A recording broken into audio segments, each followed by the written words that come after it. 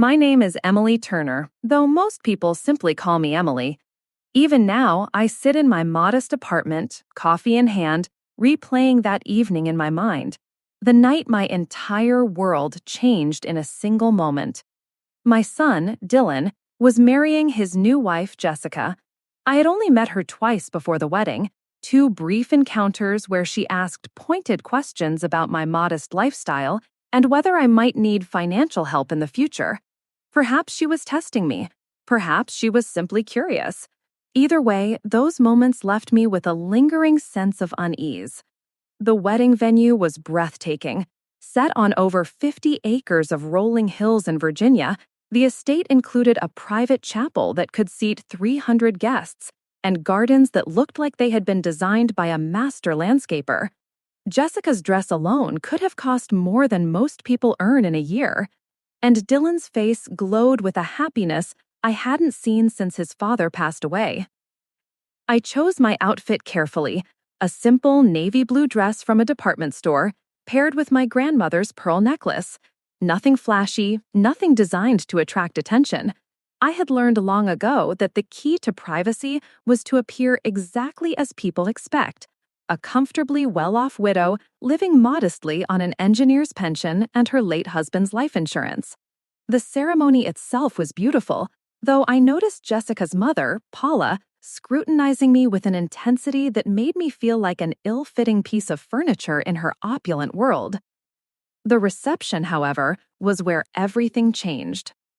The Reynolds family spared no expense.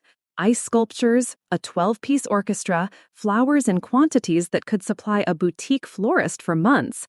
I sat quietly in a corner, watching my 32-year-old son dance with his bride, when Jessica approached with her parents.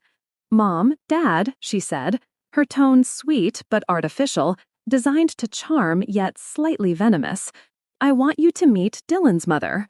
And then came the words that altered everything. Robert Reynolds' eyes locked onto me, recognition flooding his expression. "Emily Turner," he murmured, his voice cutting through the hum of the reception. "Aren't you the investor who acquired my company?" Jessica's face went pale as arrogance melted into confusion. Paula Reynolds brought a hand to her neck, her diamond bracelet sparkling in the light, as if trying to mask the gears turning in her socialite mind. Most people don't understand what real wealth looks like. Diamonds, designer labels, luxury cars, they assume these are the indicators. But a woman in a simple, elegant dress, shopping at ordinary stores, and driving a reliable car, that is the kind of invisible wealth that surprises. And it's exactly the strategy that had kept me invisible for 15 years. It all began with my late husband, Thomas, and an invention that changed everything: a small technology that revolutionized cell phone battery efficiency. We were both engineers in Austin, working for a tech firm. When Thomas developed his power management system in 2010, we thought we might retire comfortably. Little did we know we were sitting on a fortune. The patent sold in 2012 for $25 million. Dylan, then 24 and freshly out of graduate school, was full of dreams, eager to build his career. That same day, Thomas and I decided to tell him we had received a modest payout, comfortable but not extravagant. Dylan never questioned it. He assumed it was perhaps $1 million or $2 at most. But the $25 million was just the beginning. Thomas and I began investing systematically: conservative stocks, then growth companies as we learned the market, real estate in emerging regions, and tech startups with solid foundations. Thomas had an uncanny ability to spot undervalued opportunities before anyone else. By the time he passed away in 2020, our portfolio had grown to over $800 million. 2 years later, I acquired Reynolds Holdings. The irony was delicious.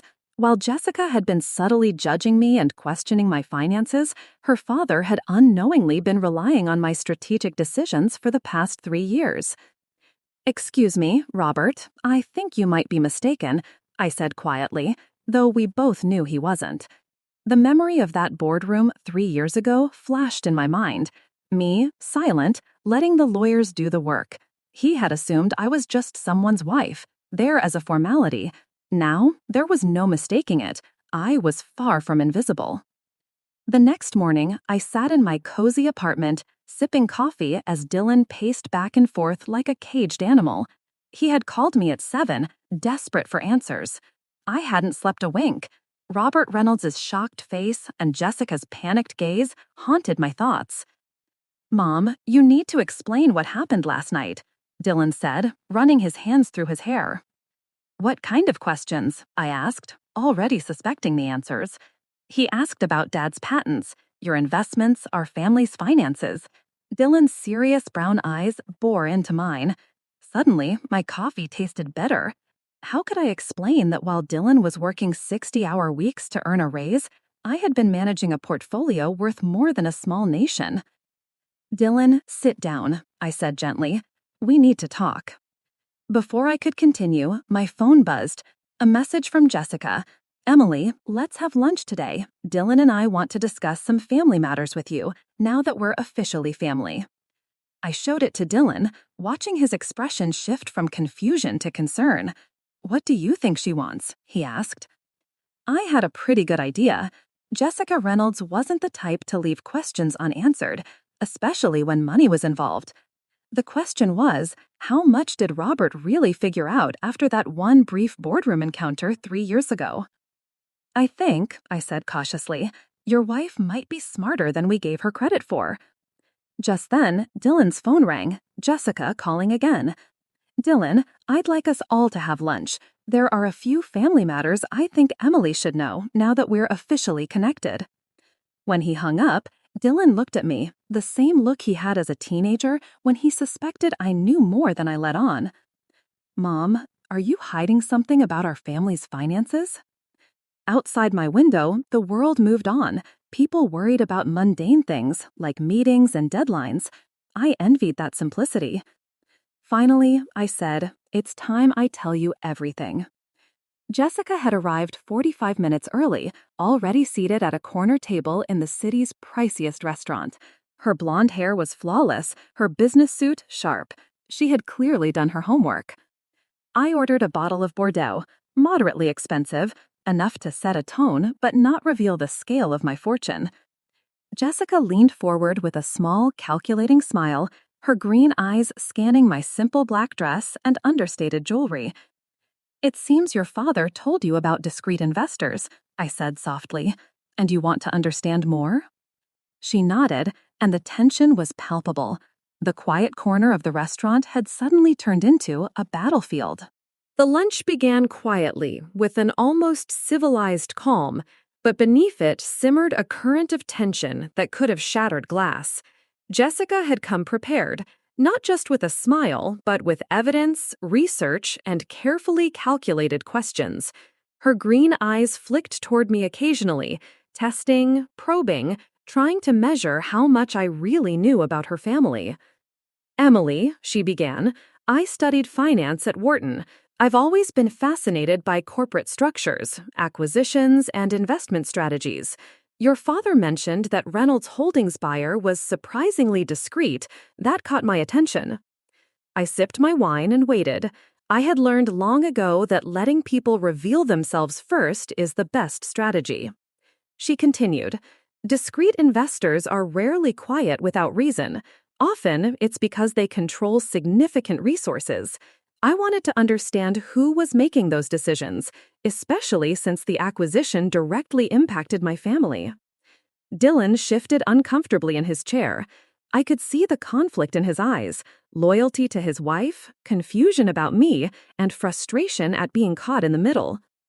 "And how did you go about figuring that out?" I asked, calmly. Jessica reached into her folder and pulled out a small, worn news clipping from 3 years ago, a report about Reynolds Holdings acquisition. In the photo, almost hidden between lawyers and executives, was a woman in a navy blue dress, her face partially obscured. "Look closely," Jessica said. "Notice the posture, the way she stands, her height. It's remarkably similar to you."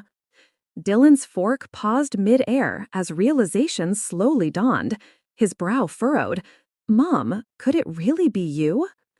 I studied Jessica, appreciating her methodical preparation. She had done her homework, but in doing so, she had also walked straight into a trap of her own making. Coincidences happen all the time, I said lightly, like someone suddenly appearing to purchase your father's company and then disappearing afterward. Her sharpness did not falter. Sure, coincidences. But the timing, the lack of public information, it's not just chance. I've checked shell company filings, traced acquisition structures, and even looked into corporate boards linked to the purchase. Dylan's eyes widened. Mom, she's thorough. Yes, she is, I admitted, keeping my tone casual, though my mind raced. 15 years of careful concealment were unraveling in front of me, and yet I remained calm. This was precisely the moment I had prepared for, though I hadn't expected it to be so theatrical. Jessica leaned closer, lowering her voice as though sharing a secret. I also found evidence that lines of credit were opened recently, likely to fund additional research into your investments. Dylan put his hand on my arm. Mom, what does that mean? I took a deep breath. It means she's not just curious, she's actively investigating us. The conversation grew tense, the air thick with unspoken challenges. Dylan, torn between his mother and his wife, tried to mediate. Jessica, this isn't about proving something, is it? We're supposed to be family now. Jessica's smile was calm, but her eyes betrayed determination. Family or not, I need clarity. Our futures, our financial stability are connected to these decisions. I realized then that the stakes were higher than I had initially considered. This was no longer a simple test of character. Jessica had escalated from casual curiosity to calculated research, and her actions could have long-term consequences. That night, back in my apartment, I spread out the files I had prepared over the years. Every investment, every trust, every acquisition carefully documented.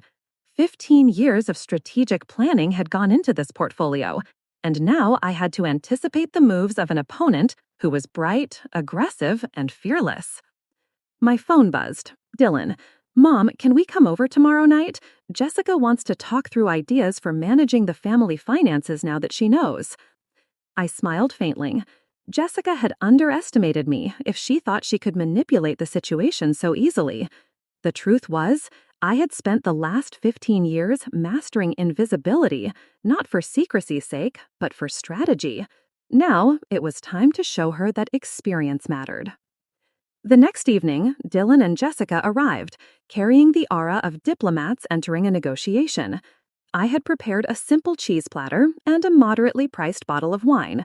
Nothing extravagant, nothing that would hint at my fortune.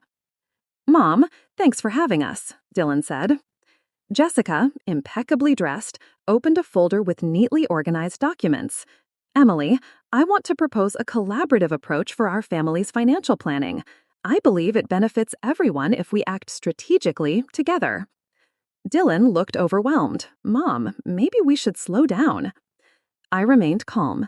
Tell me more, I said. Jessica's eyes sparkled. We should start with a substantial initial contribution, perhaps $50 million, enough to make a meaningful impact and establish credibility. My lips curved into a faint smile. $50 million from the woman who had questioned my finances and called me a family embarrassment less than a week ago? And the governance structure? I asked. 3 trustees, 3 votes, equal representation, she replied confidently. I put down my wine glass and leaned forward. Jessica, can I ask a simple question? She blinked. Of course. Do you love Dylan for who he is, or do you love what you believe marrying him could provide? The question struck her off guard. Her composure faltered, her eyes flicking between Dylan and me. What kind of question is that? A very important one, I said softly, because if this is about resources, control, or perceived advantage, we need to address it now, before anyone's life is permanently affected. Jessica's hands trembled slightly as she opened her folder again. I noticed the tension in Dylan. He had always trusted his mother's judgment, and now he was realizing that reality could be far more complex than he imagined. I showed her the investigation records James Sullivan had prepared, the private investigators, the law consultations, the recent credit inquiries. Her face went pale as she realized that her efforts to uncover secrets had been traced and documented. This is your evidence?" she stammered. "Yes," I said. "I don't hide my life from curiosity. I simply prepare for it." Dylan's eyes darted between us. "Mom, what does that mean?" "It means," I said, "that we need to understand what everyone's intentions are before we make any decisions. You married for love, or at least I hope you did, but if there are other motivations at play, we need clarity." The room was silent. Even the distant hum of the city seemed to pause, as if acknowledging the tension that had taken root in this quiet corner of the restaurant. For the first time in 15 years, I felt the weight of my hidden fortune, my careful investments, and my strategic invisibility, not as a shield, but as a tool in a battle I had not fully anticipated. And Jessica had just entered the arena. The following morning, I woke with a clarity I haven't felt in years. Jessica's audacity at lunch had made one thing painfully clear. She didn't just want answers. She wanted influence, control, and a stake in decisions I had spent 15 years carefully safeguarding. I poured my coffee slowly, allowing the bitter warmth to sharpen my focus. Dylan's voice from last night still echoed in my mind. "Mom, what do we do now?" He didn't understand the full extent of what was at stake, and frankly, that was intentional. I had raised him to value independence and integrity, not to rely on inheritance or hidden fortunes. That lesson was about to be tested in a way I could never have predicted. By 9 a.m., I was at James Sullivan's office, reviewing the financial intelligence I had ordered the night before.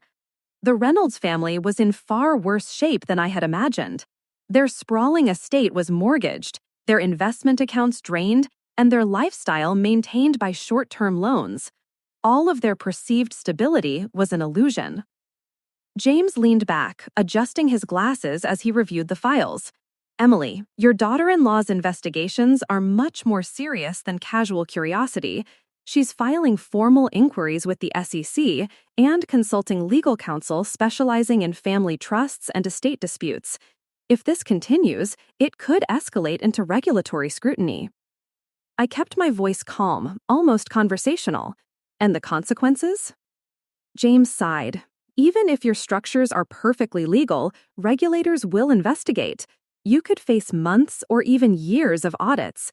Public exposure, legal fees, potential media attention. It could be messy." I tapped my fingers on the table, thinking. 15 years of careful, private planning had been designed to avoid this very scenario. But I had anticipated competition, and I had learned that preparation was everything. "We need a strategy," I said finally. "We don't react, we preempt." Later that evening, Dylan and Jessica arrived at my apartment. I had prepared a modest dinner, simple and deliberate: roasted vegetables, a fresh baguette, and a bottle of Bordeaux.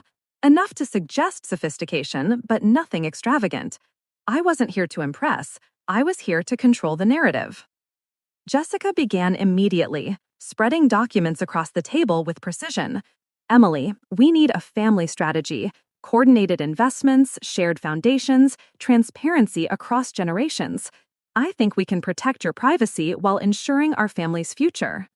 I allowed her to speak, letting her unfold her plan like a chess player revealing her opening move. "And the funding?" I asked finally, leaning back. "Well," she replied, "we need a substantial contribution.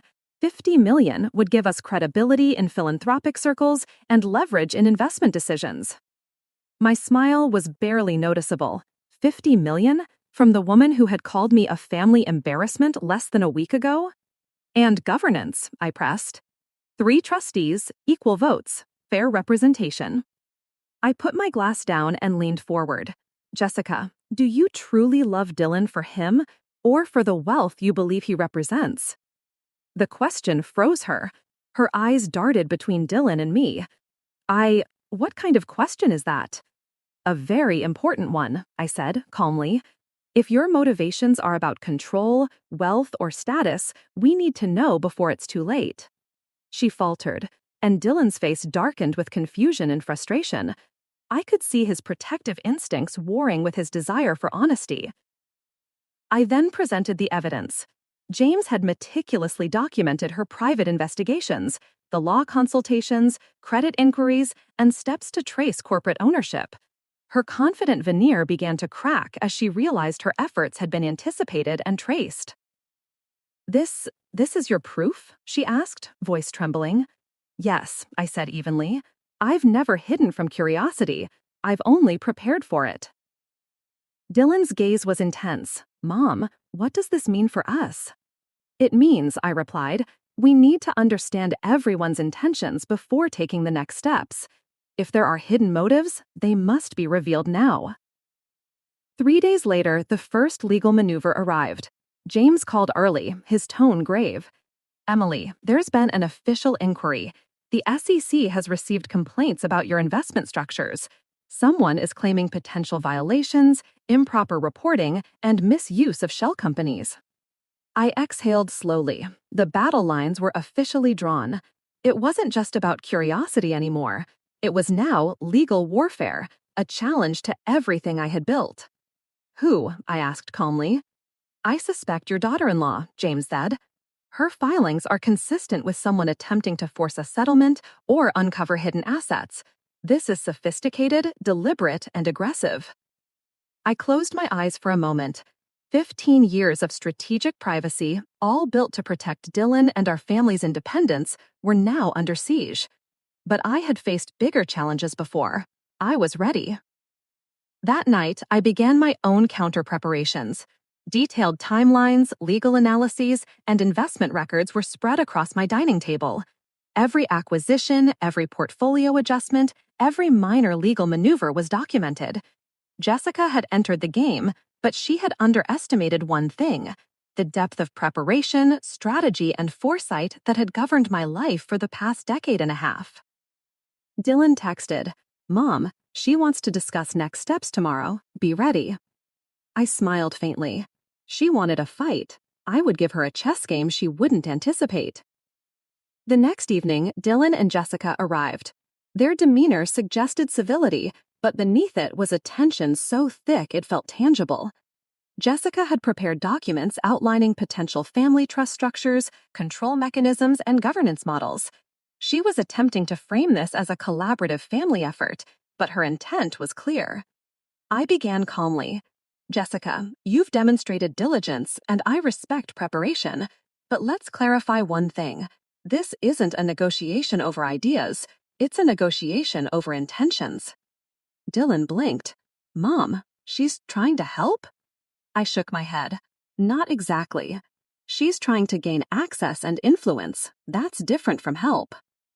Jessica's hand trembled slightly as I laid out the evidence of her private investigations, recent credit applications, and law consultations. Her eyes widened as she realized her every move had been traced. "You were building a case," I said softly, "and you didn't realize I had anticipated it." Dylan looked from Jessica to me, the lines between protection, honesty, and strategy becoming painfully clear. "Mom, what now?" I leaned back, letting the weight of my words settle. "Now we decide what matters most: control, transparency, or truth. And I will not allow manipulation to threaten my family or the future I've built for you." The room fell silent. Even the hum of the city seemed muted under the gravity of our conversation. 15 years of strategic invisibility had prepared me for this. Jessica's investigation, her threats, her ambition. She had entered the arena, and it was time for her to understand that I was not just a cautious investor. I was a strategist, and my moves had been calculated long before she arrived. The first volley had been fired. The legal notices, the private investigators, and her assumptions had all been met with measured preparation, and the game was now fully underway. The morning after the tense dinner, I sat alone at my kitchen table, a single espresso steaming in front of me. The city outside was alive with the ordinary, people rushing to meetings, coffee in hand, cars honking in traffic. To them, life was simple, predictable. To me, it was anything but. A battle had begun, one not fought with swords or guns, but with documents, strategy, and patience. And I intended to win. I reviewed the legal documents James had prepared overnight. Every shell company, every portfolio, every trust we had set up over the last 15 years was accounted for. Jessica had underestimated the complexity of what she had stumbled into. She believed a few hours of research and some strategic law consultations would give her leverage. She hadn't counted on decades of methodical planning. James called mid-morning. "Emily, I've reviewed everything. If we act now, we can contain this before it escalates further. She's aggressive, but predictable. She's relying on the assumption that you'll panic or negotiate out of fear." I smiled faintly. Panic isn't in my vocabulary. We mapped out a careful response, a counter-narrative for every potential claim, documentation for every investment, and clear proof of legality. James stressed one point repeatedly: don't underestimate her resourcefulness, but also don't let her intimidate you. By evening, Dylan arrived. His expression was a mix of worry and frustration. "Mom, she filed for separation. I don't know what to do." I reached out, placing a hand on his shoulder. "Dylan, listen carefully. This isn't about winning a fight. It's about protecting the family and our future. We need to be methodical. Panic only gives her leverage." He looked at me, the weight of his confusion pressing down. "She married me, and now she's trying to dismantle everything."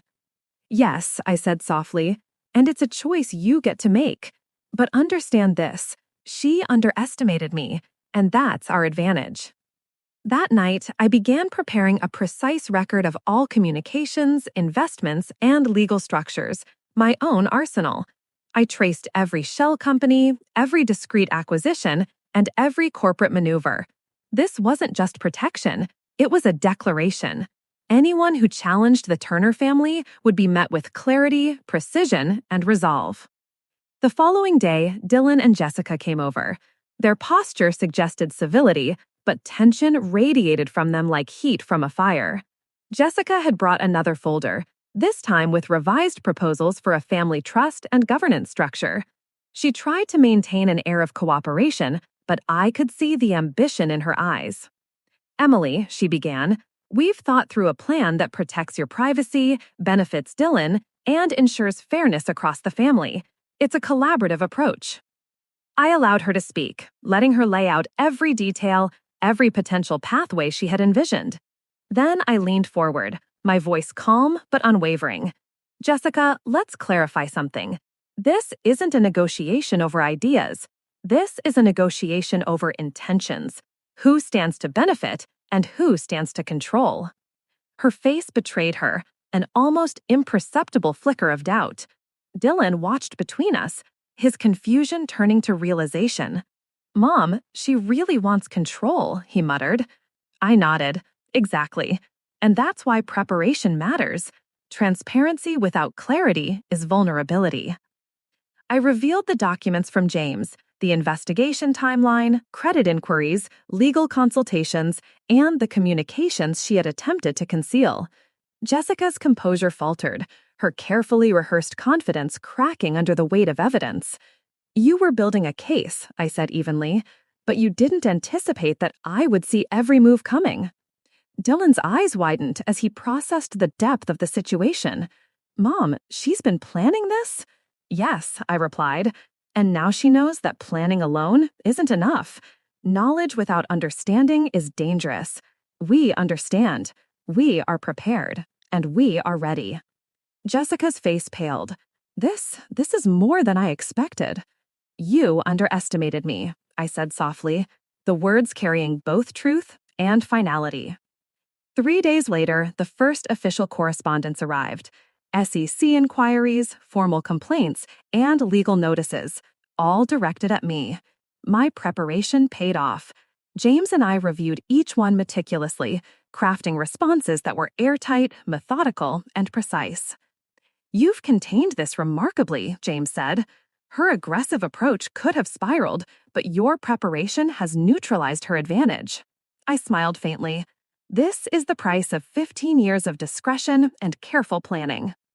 We outlined a strategy: respond promptly, document every action, and maintain control over the narrative. I wasn't just defending my assets.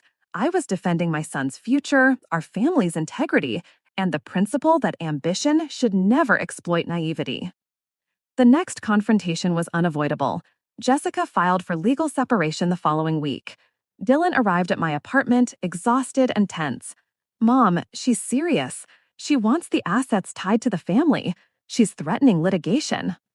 I poured a glass of wine and gestured for him to sit. "Dylan, listen. She's forcing a hand she doesn't understand. This isn't about money, it's about strategy. And strategy is where experience matters. Let her escalate. We respond intelligently, not emotionally." He ran a hand through his hair. "It feels like everything we've built, like our lives, is being threatened." "Exactly," I said. "But the difference between panic and preparation is everything. We know the rules of this game. We understand the board. And we are ready." That evening, I began drafting my own counterproposal. It would protect Dylan, safeguard privacy, and offer a controlled settlement that neutralized risk. 15 years of calculated discretion had trained me for this very moment. I wasn't just wealthy, I was strategically formidable. By the next morning, I had finalized a clear plan. 1. Offer a one-time settlement to resolve disputes without litigation. 2. Maintain complete control over personal and family assets. 3. Ensure Dylan's independence and career remain untarnished. 4. Demonstrate decisively that attempts at manipulation or coercion would not succeed. James reviewed it and nodded. "It's perfect. Clear, precise, and unassailable." I allowed myself a small smile. Preparation had turned tension into leverage, chaos into clarity. This wasn't just defense, it was a counterstrike. Dylan's expression the following evening reflected relief, but also lingering disbelief. "Mom, you're ruthless." I took his hand. "I'm careful, I'm strategic, and sometimes that looks like ruthlessness to those who don't understand the full picture." He nodded slowly. "I think I understand. Now." Jessica's arrival that night brought her usual polished composure, but her confidence had waned. She presented her proposals, legal assessments, and demands, attempting to frame the situation as a fair negotiation. But I had already anticipated every angle. I listened politely, letting her speak, then calmly presented my response, a settlement that was generous enough to resolve her concerns, yet structured to prevent any ongoing influence or future claims. The room went silent as I laid out the offer. $5 million, a clean separation, and the assurance that our family would no longer be subjected to manipulation or scrutiny. Dylan stared, stunned, as the logic crystallized before him. "This is it?" he asked. "Yes," I said. "A measured solution that protects everyone who matters and neutralizes those who sought to exploit ambition for personal gain." Jessica blinked, calculating, her legal team whispering urgently. $5 million, a fortune by most standards, yet inconsequential in the grand scope of what I controlled. She was faced with a stark choice: escalate and risk financial ruin, or accept the resolution and walk away. The weekend arrived with a rare quietness. The city seemed to exhale as if it knew the storm had passed, or at least paused. I spent the morning reviewing our finalized documents one last time, ensuring every detail was exact. Dylan sat across from me, sipping coffee, still processing the whirlwind of events from the last 2 weeks. "Mom, I don't know how you did it," he murmured, eyes wide with admiration and lingering disbelief. "It's like you knew everything before it even happened." I smiled faintly, taking a slow sip of my own coffee. Preparation isn't magic, Dylan. It's observation, understanding, and timing. You see, every action leaves a trail. Every intention has a signature. You just need to learn how to read it. He nodded slowly, absorbing the lesson. "So, she's gone? No more fights?" I leaned back in my chair, letting the sunlight spill across the polished table. Technically, the legal separation and the settlement are finalized. Practically, yes. This chapter is closed. The rest is just living and making sure what's ours remains ours. That afternoon, our lawyer, James, arrived with the final signed papers. Each document was immaculate, reviewed multiple times for precision and security. Jessica had accepted the settlement, a decision likely influenced by the meticulous evidence and structured counteroffer we had presented. She left the family estate quietly, her team trailing behind, her confidence diminished, but her dignity intact. James handed me the envelope with a professional nod. Everything is official. She's bound by the agreement, and your control over the assets is now fully secure. Legally, there's nothing more she can contest. I exhaled deeply, feeling the weight of tension finally lift. Thank you, James, for everything. This wouldn't have been possible without your guidance. He smiled, a mixture of pride and relief. It's been a privilege, Emily. You handled it with precision and calm most people only dream of having in crises like this. Dylan and I spent the evening walking through the city, a rare freedom filling the spaces where anxiety had lived. Streetlights glimmered off rain-slicked pavements, and the quiet chatter of pedestrians was a soothing soundtrack. I could see the relief etched into Dylan's features, the tension in his shoulders finally loosening. You know, Mom, I think I understand now, he said softly, why you always prepared for everything, why you're so cautious with people. It's not just about money or power, it's about protecting what matters. I nodded. Exactly. Wealth is meaningless if it comes with chaos and uncertainty.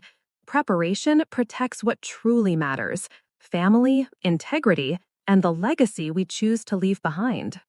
He looked at me, curiosity and admiration mingled in his eyes. Do you ever regret any of it? The secrecy, the planning, the constant vigilance? I paused, considering my answer. Regret? No. Responsibility? Always.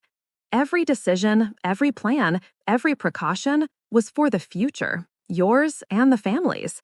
That's the difference between living for today and securing tomorrow. The next morning, I returned to the estate to oversee minor adjustments and ensure all security and organizational measures were updated. Each department, each accountant, each legal advisor was aligned, synchronized with our new directives. Nothing would be left to chance. As I walked through the corridors, I reflected on the ordeal. Jessica had been clever, yes, but not careful enough. She underestimated experience, patience, and the subtle power of strategic thinking. Ambition without preparation is reckless.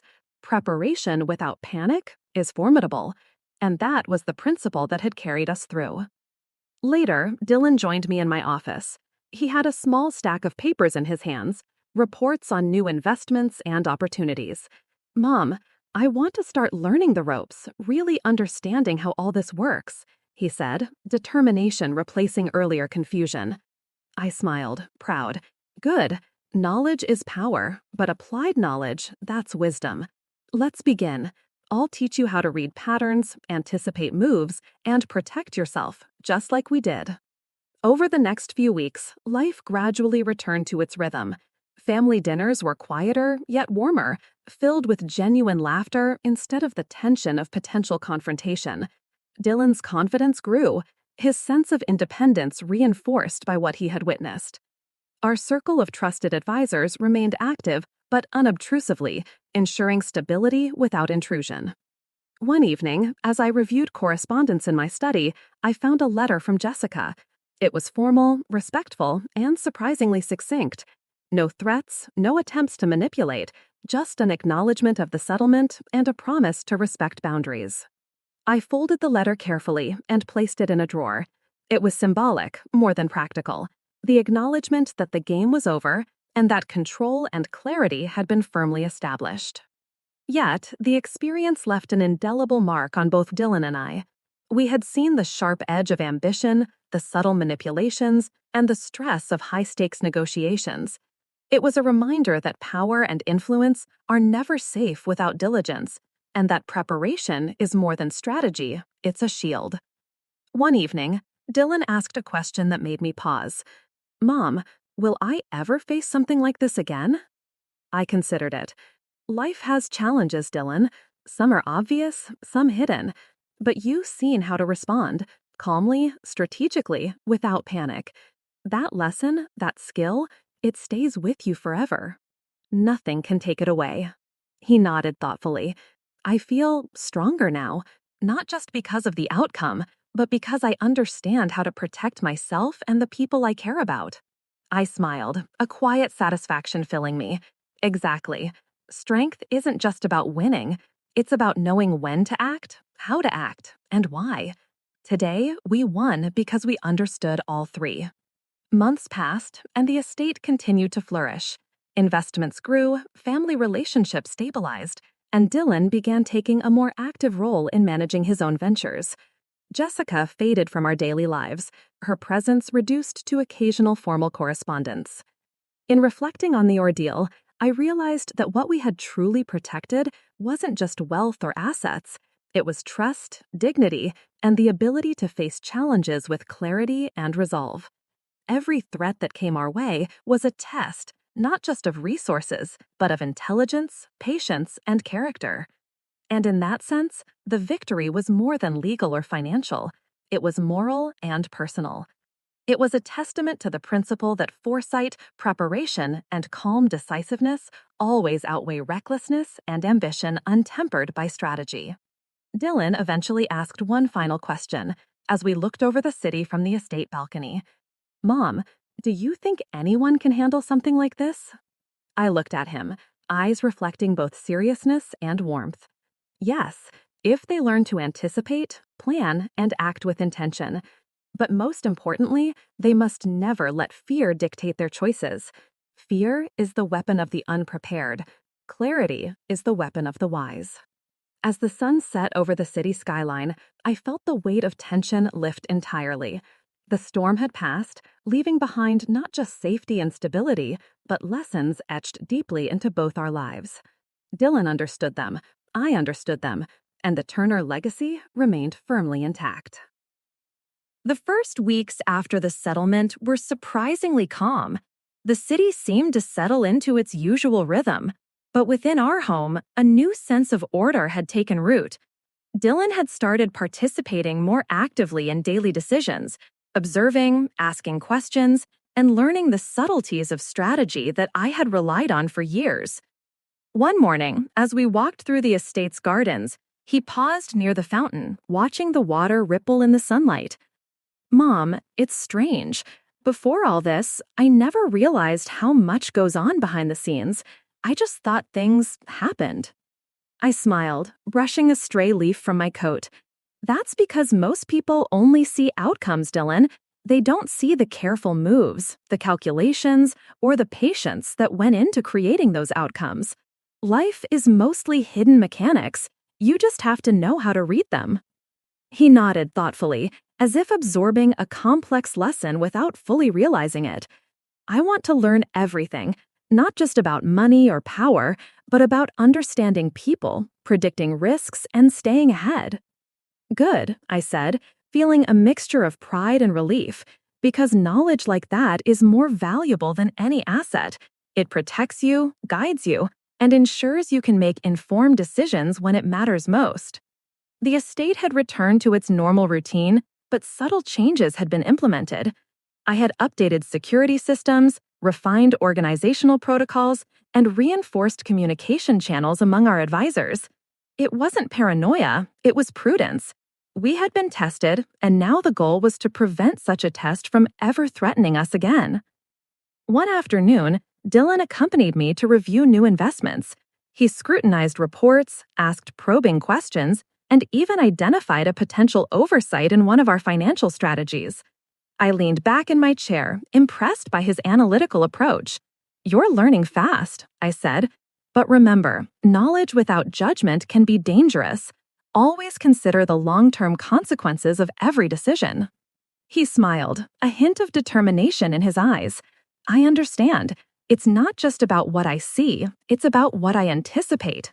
Exactly. That was the mindset that had saved us from months of uncertainty. Anticipation, foresight, and composure. These were the real weapons, far more powerful than confrontation or aggression. Even as life normalized, there were moments that reminded us of the tension we had faced. Occasionally, a letter would arrive from a distant associate, carefully worded and professional, a subtle echo of past threats. Each time, I reviewed it calmly, analyzed it, and filed it without panic. Dylan observed these interactions closely, seeing firsthand that fear was unnecessary when preparation and logic guided action. One evening, as we sat by the fireplace, Dylan asked a question that had lingered in his mind for weeks. Mom, what if someone else like her appears in the future? Someone clever, ambitious, and willing to take risks? I looked into the flames, considering my answer. Then we respond with the same principles that carried us through the storm: observation, patience, and strategy. But more importantly, we do not react out of fear. We act out of clarity. He absorbed this quietly, the lesson settling into his mind. It's strange. I feel stronger now, not just because of what happened, but because I understand how to handle it next time. That's the goal, I said. Strength isn't measured by victory alone. It's measured by preparation, insight, and the ability to remain calm under pressure. That is what will protect you throughout your life. Weeks turned into months, and Dylan began taking on small responsibilities, gradually gaining confidence in decision-making and strategic thinking. He was learning not only to manage resources, but also to understand human behavior, the subtle cues that reveal intentions, and the power of timing. Watching him grow was deeply rewarding. It was as if the ordeal had not only secured our assets, but had also shaped the next generation's ability to protect them. I, too, found time for reflection. The experience with Jessica had been intense, even frightening at times, but it had reinforced an essential truth. Power and influence are meaningless without the wisdom to wield them responsibly. Wealth without vigilance is fragile. Influence without preparation is fleeting. And patience, calculated, disciplined patience, is often the most potent tool of all. One afternoon, as the sun dipped below the horizon, Dylan asked another question. Mom, do you think we're truly safe now? I considered it carefully. Nothing in life is ever completely safe, but what we can do is be prepared. We can anticipate challenges, act decisively, and protect ourselves. Safety isn't the absence of risk, it's the ability to respond wisely when risks arise. He nodded, understanding more than he could articulate. I think I get it. Strength isn't just about fighting, it's about knowing what to do before the fight even starts. Exactly, I said. That was the mindset that had saved us from months of uncertainty. Anticipation, foresight, and composure. These were the real weapons, far more powerful than confrontation or aggression. Even as life normalized, there were moments that reminded us of the tension we had faced. Occasionally, a letter would arrive from a distant associate of Jessica, carefully worded and professional, a subtle echo of past threats. Each time, I reviewed it calmly, analyzed it, and filed it without panic. Dylan observed these interactions closely, seeing firsthand that fear was unnecessary when preparation and logic guided action. One evening, as we sat by the fireplace, Dylan asked a question that had lingered in his mind for weeks. Mom, what if someone else like her appears in the future? Someone clever, ambitious, and willing to take risks? I looked into the flames, considering my answer. Then we respond with the same principles that carried us through the storm: observation, patience, and strategy. But more importantly, we do not react out of fear. We act out of clarity. He absorbed this quietly, the lesson settling into his mind. It's strange. I feel stronger now, not just because of what happened, but because I understand how to handle it next time. That's the goal, I said. Strength isn't measured by victory alone. It's measured by preparation, insight, and the ability to remain calm under pressure. That is what will protect you throughout your life. Weeks turned into months, and Dylan began taking on small responsibilities, gradually gaining confidence in decision-making and strategic thinking. He was learning not only to manage resources, but also to understand human behavior, the subtle cues that reveal intentions, and the power of timing. Watching him grow was deeply rewarding. It was as if the ordeal had not only secured our assets, but had also shaped the next generation's ability to protect them. I, too, found time for reflection. The experience with Jessica had been intense, even frightening at times, but it had reinforced an essential truth. Power and influence are meaningless without the wisdom to wield them responsibly. Wealth without vigilance is fragile. Influence without preparation is fleeting, and patience, calculated, disciplined patience, is often the most potent tool of all.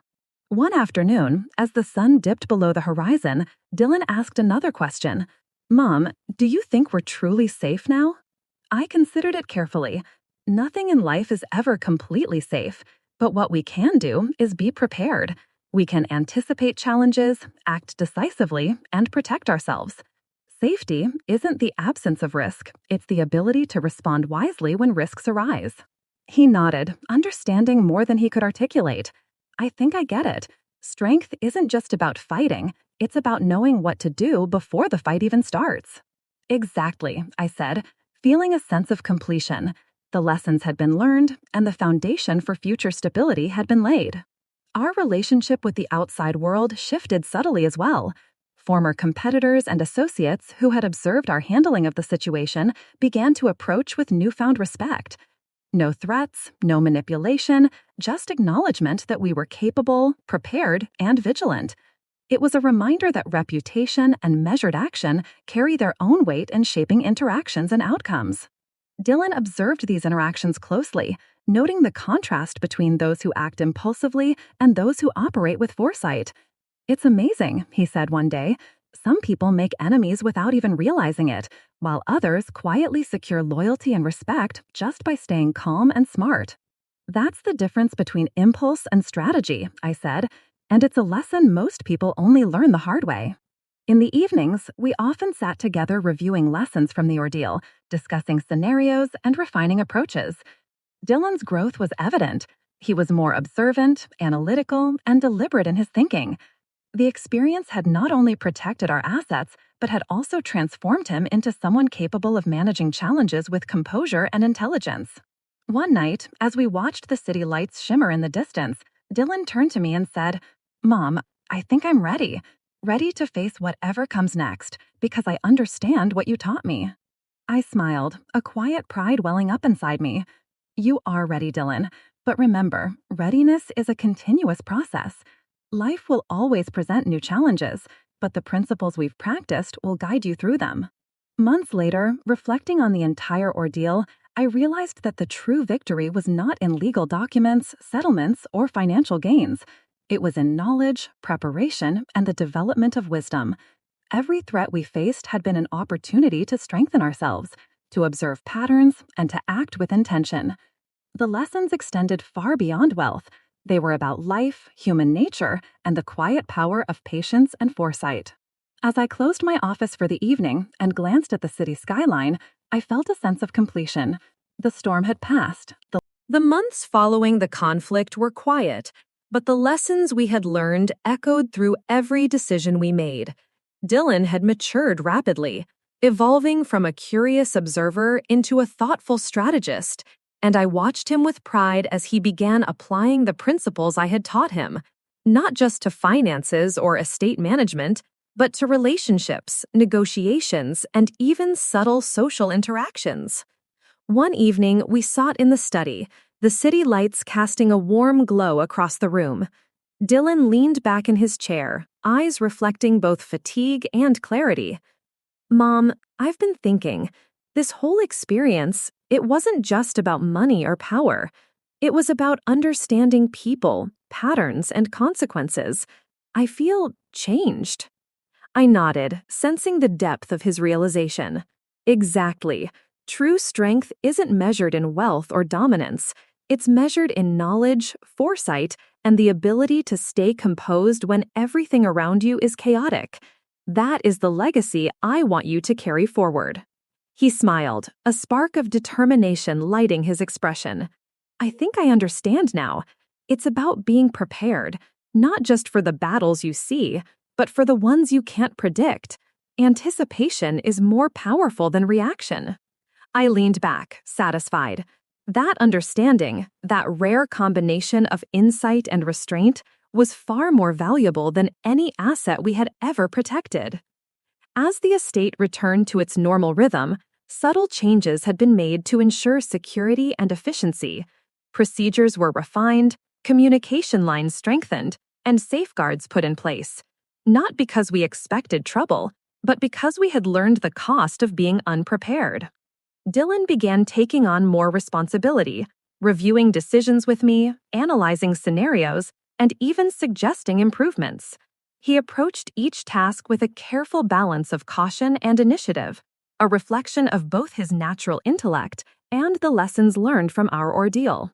One afternoon, as we reviewed investment reports together, Dylan paused. "Mom, I noticed a potential risk here that might cause long-term problems if we ignore it. I think we should adjust our plan." I looked at him, impressed. Exactly the kind of foresight that matters. Always consider the ripple effects, not just the immediate outcome. That's how you protect what matters most. He nodded thoughtfully, absorbing the principle that knowledge without judgment is incomplete, strategy without foresight is fragile, and patience, patient, deliberate patience, can often accomplish what force cannot. Life outside our walls seemed calmer too. Former adversaries and competitors approached with respect rather than hostility, recognizing our resilience and strategic acumen. It was a reminder that perception is as important as action. The world often judges not only by what you achieve, but by how composed and deliberate you remain in the process. Dylan observed these interactions closely, noting patterns in behavior, subtleties in tone, and unspoken intentions. "It's fascinating," he remarked one day. "Some people provoke conflict unknowingly, while others gain influence just by staying composed and observant. Timing and perception seem to matter as much as skill." "Exactly," I said. "Many people act impulsively, letting emotions dictate outcomes.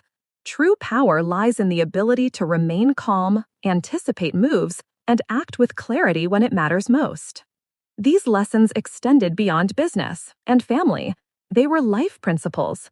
Strategy, foresight, patience, and composure were tools that could shape destiny, protect loved ones, and turn challenges into opportunity. Dylan was learning that legacy was not just wealth, influence, or power. It was knowledge, wisdom, and preparedness passed to the next generation.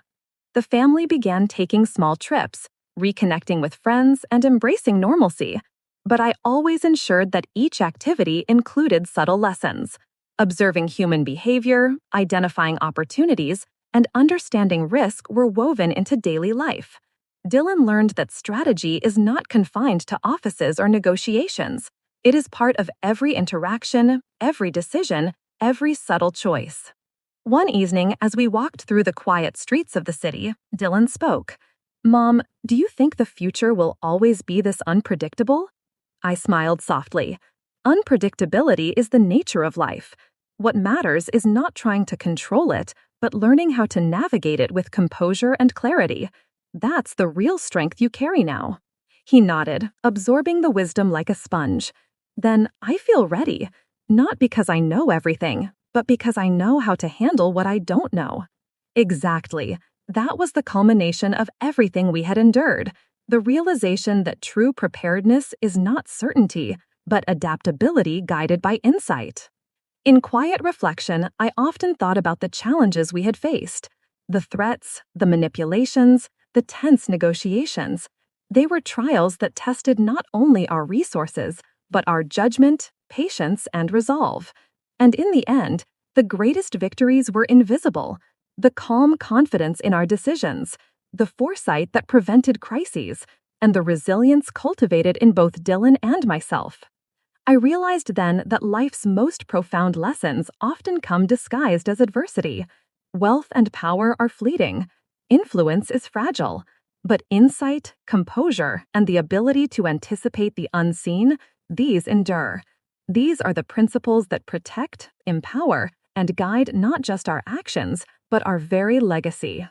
Dylan's growth symbolized this truth.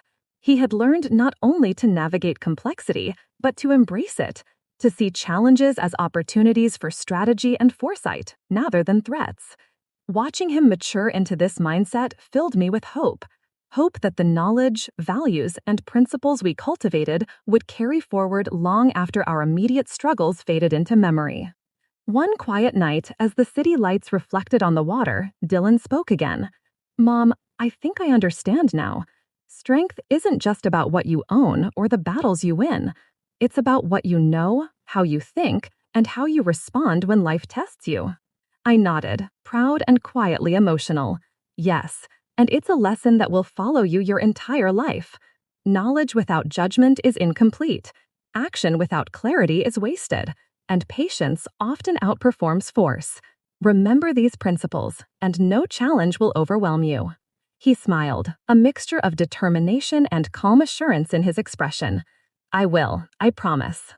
And in that moment, I knew the ordeal had fulfilled its ultimate purpose, not simply to secure our assets, or resolve conflict, or even to protect our family, but to impart wisdom, resilience, and insight. The storm had passed, but the lessons would remain, shaping not only our present, but the future we would face. With confidence, foresight, and unwavering composure.